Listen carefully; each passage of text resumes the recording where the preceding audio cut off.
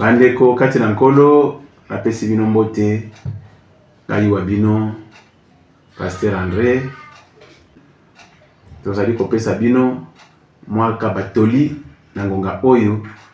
ya ba fête oyo tozali na yango ya Noël pe ya bonne année. Makambo oyo tosengeli koyeba tomilengele na oyo etali makambo ya komela toyeba lolenge oyo tokoki komela kolia pe lolenge moko toyeba ko gérer kolia na biso ko sangisa biloko te oyo koya ko déranger yo santé o se retrouver na isika oyo esengeli te kasi pe yeba ko gérer mwa musolo ozali na yango ko vide compte na yo te ko vide poche na yo te pona kwa mwa mokolo moko kamwa Noël moko kamwa bona mokolo moko ya bonne année obebi simbongo nyonso o vide ba poche o vide ba compte na banque obosani ke lobi susu tokolia lobi susu tokoluka mosolo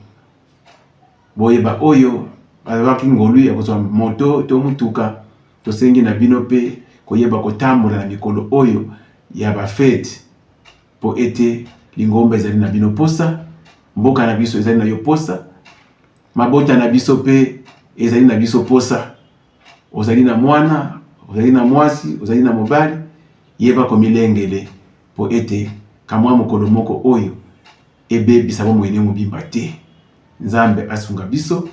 po toyeba ke après mikolo oyo ya fête toko vivre lisusu toyeba kosala oyo ebongi po tomibatela nzambe asunga biso po toyeba komibatela solo lisusu napesi bino ba joyeux Noël ba meilleur vœu bonne année